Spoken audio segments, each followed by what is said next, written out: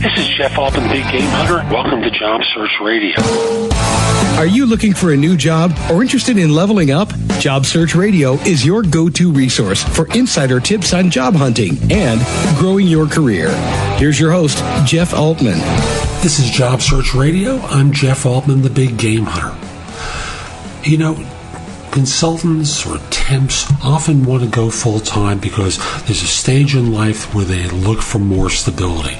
Maybe it's because you're buying a home, or maybe you're having a child or have had a child recently in your family, and the desire to be at home more often and not bounce around as much becomes more desirable. On this show, I speak to a couple of the issues that you'll run into and how to address them. It's a good show if you're doing consulting or temp work, so hang in there, enjoy the ride, and let's get rolling.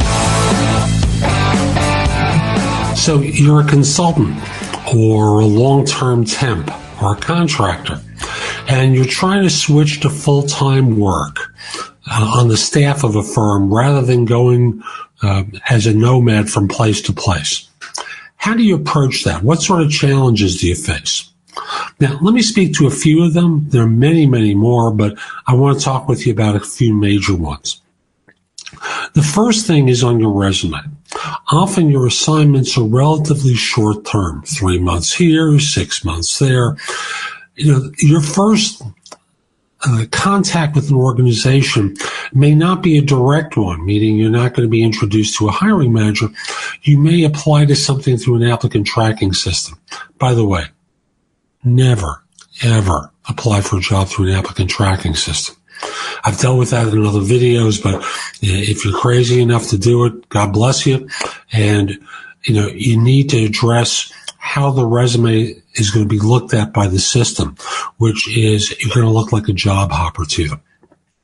So the easiest way to address that is by having a category above all your consulting assignments that says consultant, and flush right, it has all the dates. Now, the consultant and the date of the aggregated consulting experience might be in a larger font than the rest of the resume. So let's say it's consultant May 2010 to present. What you're doing is demonstrating that what they're seeing during that period of time is consulting assignments rather than you got bounced from place to place. The systems will pick up on that.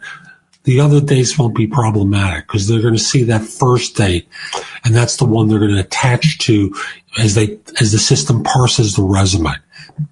So again, aggregate all your consulting work into one category that says consultant so that you're not bounced out by systems or a busy HR person reads your resume or a busy hiring manager reads your resume and goes, this person's had a lot of jobs. Okay? And if you don't think they do it, you're mistaken. So that's one simple way to get around that. Next, and this is a more complicated one. There's no simple answer to it. This issue is the one that, you know, often you're brought in as a consultant to be a doer rather than someone who manages people who do. So I'm picking a particular number for the sake of simplicity. Let's say you're a $70 an hour person. That translates into about $140,000 a year. By that time in an institution, they expect that you've managed people and resources and done some budgeting work. And that's generally not the kind of work that you're doing. You're doing staff-related work. So you need to learn to be a little flexible about compensation. After all, they're paying the lion's share of your benefits. You're getting paid vacation. You're not going to get 140. You're more likely going to get 115 to 125. I know. But firms are going to try and chop you down into a price range that fits the work that you do. And you need to start looking at the value of those benefits that they're paying for, like your 2 weeks vacation. At $70 an hour, $140,000 a year, I'm going to work on simply here. Let's say that's $2,700 a week in paid money that you're getting. 2 weeks vacation, there's a nice lump in there. Plus the value of their part of paying for the benefits and your sick time. And suddenly those numbers add up in terms of value at the rate of $2,700 a week. So they start looking at those numbers, and you need to recognize those numbers as well. So learn what your baseline is in terms of compensation. And if you say it's $135, be prepared for a longer job search. It's okay. You're entitled to make those choices just like they are. But you'll need to be prepared for a longer job search, or look for that company that pays highly for technical talent. That's okay. Or doer level talent. It's okay. It may take you longer, and that's the way it goes. Lastly, and this is another big one, and this is one that really is only done in person or at the time of the phone interview. And I'm reminded of this because I have a friend who's looking to move from a role where he's been a chef for a number of years to a role where he'd be running an organization for a farm.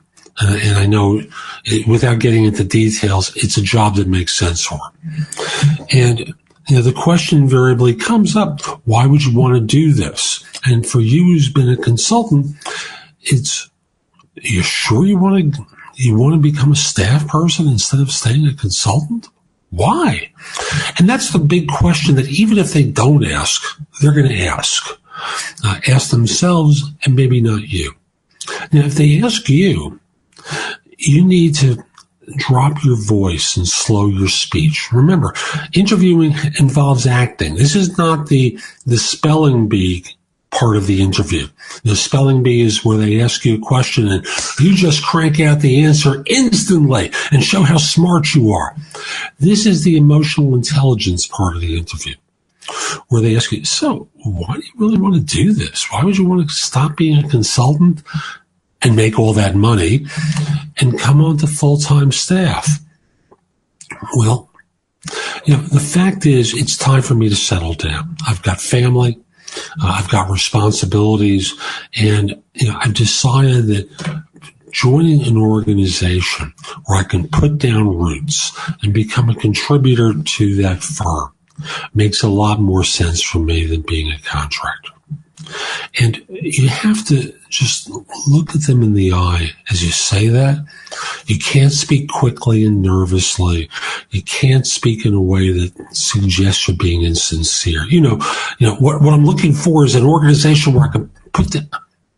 It's not as believable as when you sound sincere.